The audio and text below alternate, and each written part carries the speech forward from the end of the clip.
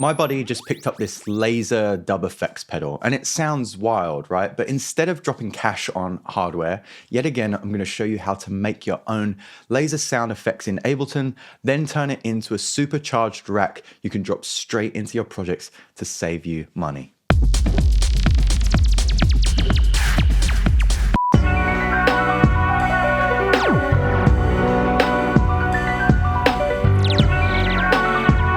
Those laser dub sound effects are one of those secret weapons in music production. Just like risers, sweeps, and impacts, they're integral, instantly making your tracks sound more polished and professional.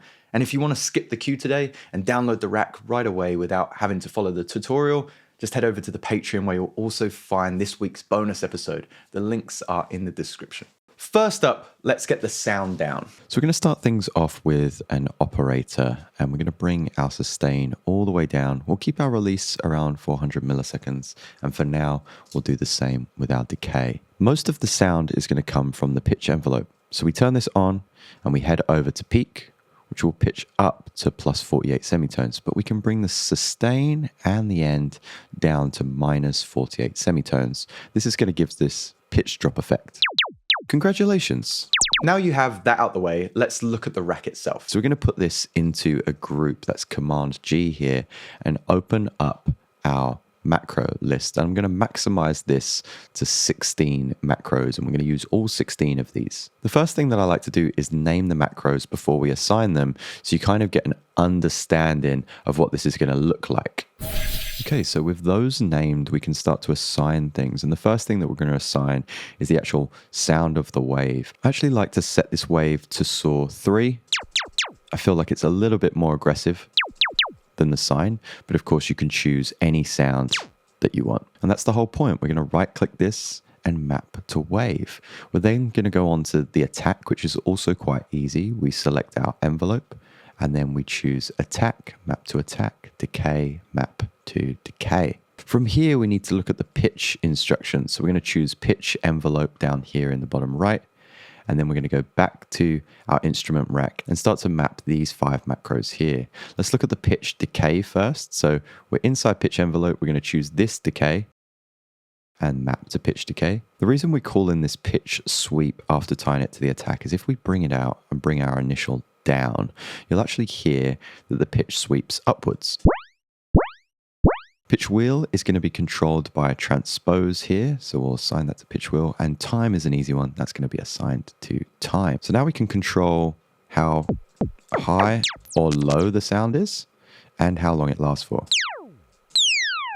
It gets a little bit more exciting at the bottom. One of the first things that I want to drag in is the arpeggiator so that we can control the rate and speed in which these lasers play. So I'm actually going to take this off of sync and put it to milliseconds so we can do this.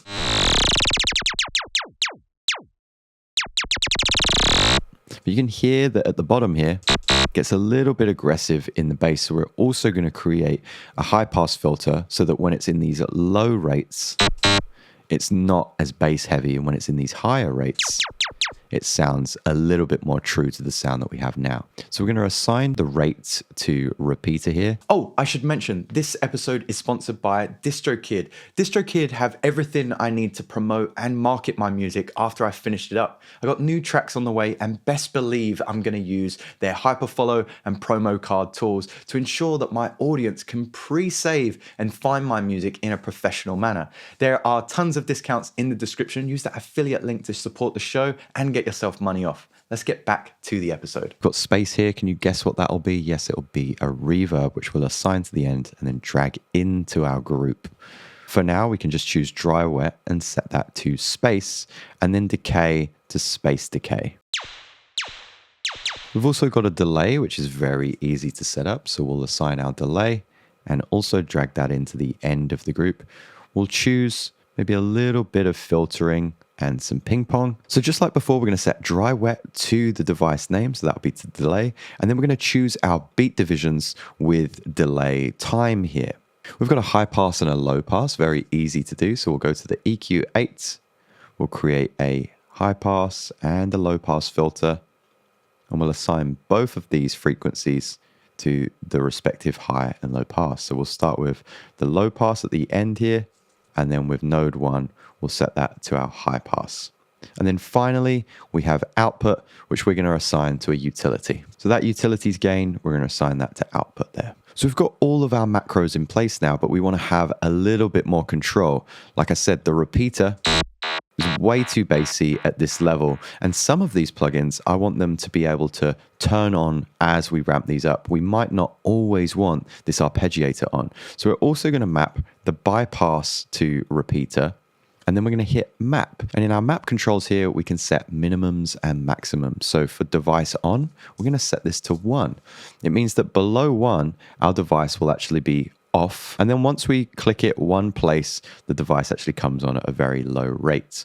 Right now, it's too bassy. So we're going to add an auto filter as well. We want to assign that to the repeater as well, so that as this plays quite quickly, it's going to be higher pass and then it becomes more low pass. Right now, it's playing in the wrong direction. So what we want to do is go map, find our auto filter, and then invert the range.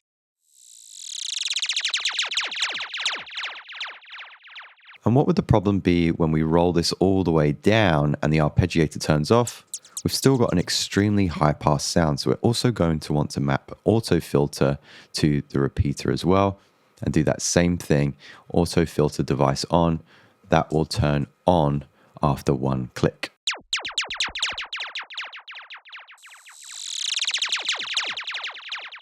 So that controls it really, really nicely. For this particular sound, I don't want my delay and reverb to get too wet. So I'm going to take these to only 45% and 50% for the delay. So we go back to map, find our delay and set the maximum to 50%, find our reverb, or space as we've called it now, and set the maximum to 45%. You can right click output and really any other macro that you don't want to be controlled by the randomizer and exclude macro from randomization. For my device, I'm going to choose repeater, high pass, low pass, output, and time to exclude from randomization. Now I can get a plethora of different sounds.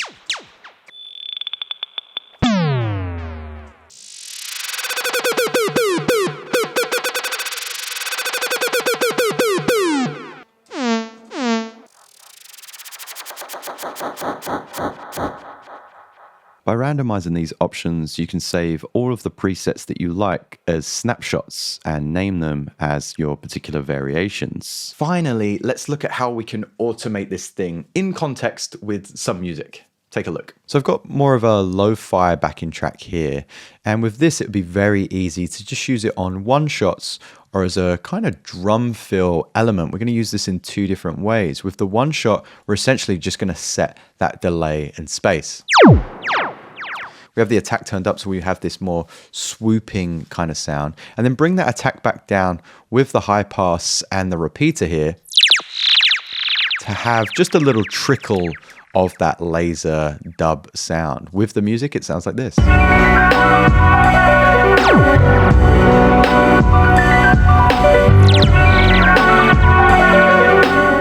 Nice and simple. Over at Dubstep Land, you're going to use this much more literally, just as a one shot. So we can set all of the sounds to dry, and we're just going to work with the decay, pitching that up over time so it becomes a little bit more present. In the context of playing some dubstep, it sounds like this.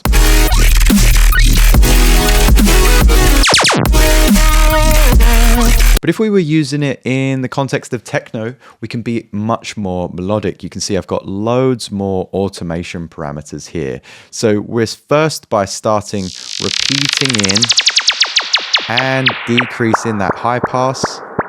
We've switched the attack, so we get that swooping sound again, and we're high passing with the delay over time to get something really rhythmic and melodic. Let's see how that sounds with this kind of Berlin techno sound.